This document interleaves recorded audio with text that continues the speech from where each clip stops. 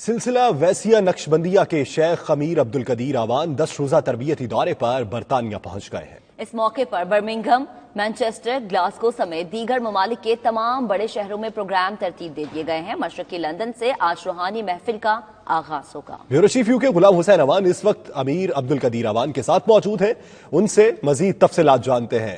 اس وقت لندن میں شیخ سلسلہ ویسیہ نقشبندیہ کے امیر مولانا عبدالقدیر اعوان صاحب موجود ہیں۔ ان سے پوچھتے ہیں کہ یہ برطانیہ کے دورے پر ہیں اور برطانیہ کے مختلف شہروں کے اندر جو ہے وہ پروگرام ترتیب دیے گئے ہیں، تو پروگرام کے دوران جو ہے وہ ان کے اصل مقاصد کیا ہے؟ بہت شکریہ محترم۔ میرا یہ سالانہ وزٹ ہوتا ہے انگلینڈ کا، اور ایئرلی تقریباً 2 ہفتے میرا وزٹ ہوتا ہے۔ اس میں مور دین 70-75% یو کے کا ایریا یا مین شہر جو ہے وہاں بیانات ہوتے ہیں۔ تو جیسے کہ آپ نے خود میرے تعارف میں بیان فرمایا کہ سلسلہ نقشبندیہ اویسیہ کے زیر اہتمام پروگرام کا انعقاد ہوتا ہے۔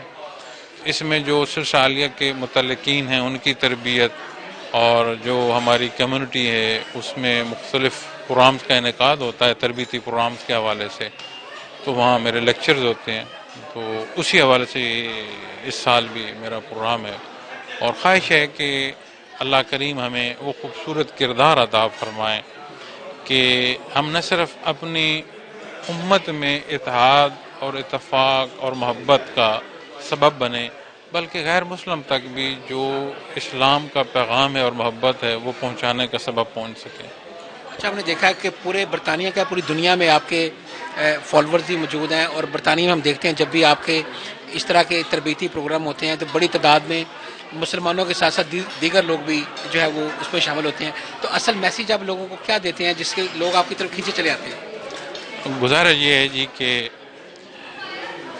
اصل بات کہیں، حقیقت کہیں، پوری انسانی زندگی کا محور کہیں، لا الہ الا اللہ محمد الرسول اللہ، اللہ کی شناسائی وہ جو محمد الرسول اللہ صلی اللہ علیہ وسلم نے ہمیں عطا فرمائی، اسی میں محبت ہے، اسی میں اصلیت ہے، اور اسی کی جو گہرائی ہے یا محبت ہے وہ ہم تمام کو جمع کرنے کا سبب بنتی ہے۔ میں یہ کوشش کرتا ہوں کہ اسلامی حکم ہے کہ اللہ کریم نے ہر ایک کو زندہ رہنے کا اور مذہب اختیار کرنے کا حق دیا ہے، اور میں یہ سمجھتا ہوں کہ مجھ سے باقی جو احباب ہیں بہتر ہیں۔ میں کسی کو جج نہیں کرتا، میں یہ سمجھتا ہوں کہ میں کمزور آدمی ہوں،